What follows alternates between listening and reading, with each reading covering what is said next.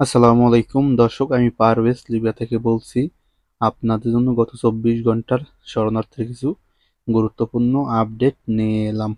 বিস্তারিত জানতে যারা আমার ভিডিওটা ইউটিউবে দেখতেছেন, লাইক কমেন্ট শেয়ার করবেন। যারা নতুন, চ্যানেলটা সাবস্ক্রাইব করুন, সঙ্গে থাকবেন। যারা ফেসবুকে আছেন, লাইক কমেন্ট শেয়ার করবেন, ফলো বাটন চালু করে রাখবেন নিত্যতন লিবিয়া টুইটারের আপডেট পাওয়ার জন্য। ইউরোপীয় সংস্থা জানালো যে গতকাল ইতালির ক্যানাব্রিয়া উপকূলে ক্যানাব্রিয়া কর্তৃপক্ষ তারা 63 জন শরণার্থী উদ্ধার করছে। এই 63 জন শরণার্থী তারা গতকাল বিকালে ইতালির ক্যানাব্রিয়া উপকূলে আসছে। পরে ক্যানাব্রিয়া কর্তৃপক্ষ তারা এই শরণার্থী উদ্ধার করে তাদেরকে ইতালির ক্যানাব্রিয়া রাখা হয়েছে, এটা তারা প্রকাশ করছে ক্যানাব্রিয়া কর্তৃপক্ষ। ইউরোপীয় সংস্থা আরো জানালো যে ল্যাম্পোদোসা কর্তৃপক্ষ জানাইছে যে গতকাল ইতালির ল্যাম্পোদোসা উপকূলে ল্যাম্পোদোসা কর্তৃপক্ষ তারা 3টি নৌকা থেকে 90 জন শরণার্থী উদ্ধার করছে। 3টি নৌকা থেকে, এই 3টি নৌকা তারা লিবিয়া ও তিউনিসিয়া থেকে আসা হয়েছিল। পরে ইতালির ল্যাম্পোদোসা কর্তৃপক্ষ তারা এই শরণার্থী উদ্ধার করে তাদেরকে ইতালির ল্যাম্পোদোসা হটস্পটে রাখা হয়েছে, এটা প্রকাশ করছে ল্যাম্পোদোসা কর্তৃপক্ষ। ইউরোপীয় সংস্থা জানালো যে গতকাল বিকেলে ভূমধ্য সাগরে 26 জন শরণার্থী বিপদে ছিল। যেই নৌকাটি লিবিয়ার উপকূল দিয়ে আসার পরে তারা মাল্টা জলসীমায় বিপদে ছিল। পরে ইউরোপীয় সংস্থা জানাচ্ছে এই শরণার্থী উদ্ধার করার জন্য। ইউরোপীয় সংস্থা তারা এই শরণার্থীর কাছে আসার আগেই লিবিয়ার কোস্টগার্ড এই 26 জন শরণার্থী আটক করছে।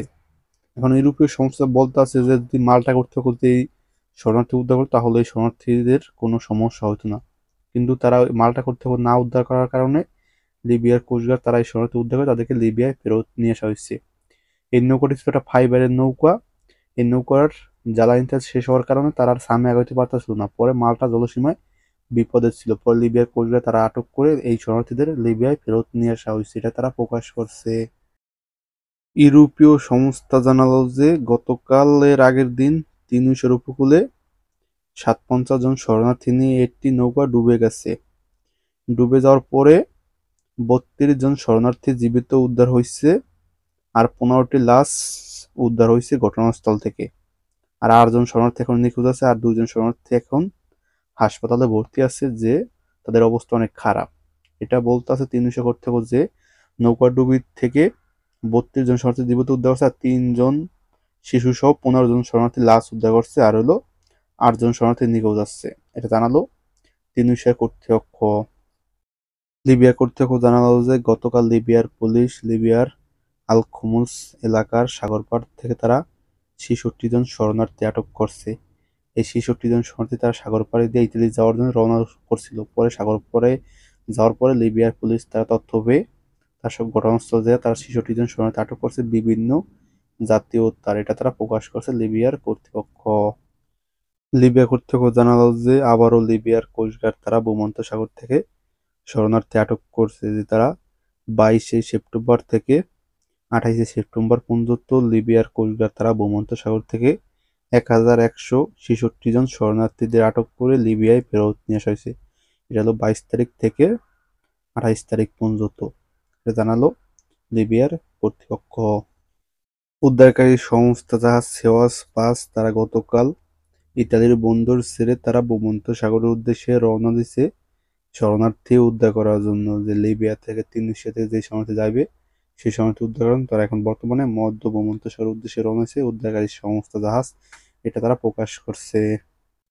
আজকে আবারও আপনাদের লিবিয়ার আবহাওয়ার বিষয় নিয়ে কিছু কথা বলবো, যে অনেকে জানতে চান এখন বর্তমানে লিবিয়ার সাগরের অবস্থা কি, লিবিয়ার অবস্থা কি অনেকে জানতে চান। এটা আপনাদের সে বললে আপনারা স্ক্রিনে যে পিকচার দেখেছেন এটা হলো লিবিয়ার আবহাওয়া, যে 2 তারিখ থেকে 7 তারিখ পর্যন্ত লিবিয়ার আবহাওয়া।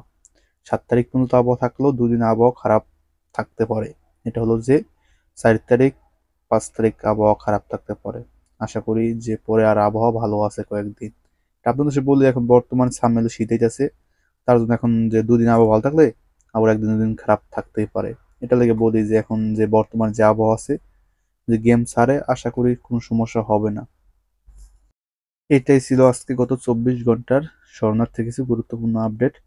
যদি কেউ ভাই বেদা লিবিয়াতে ইতালিতে পৌঁছায় থাকে, যদি আমার ভিডিও দেখেন তাহলে আপনারা কমেন্টে জানাই দিন, আর আপনি অনেকে জানার জন্য ভিডিওটা বেশি বেশি শেয়ার করবেন। সবাই ভালো থাকবেন।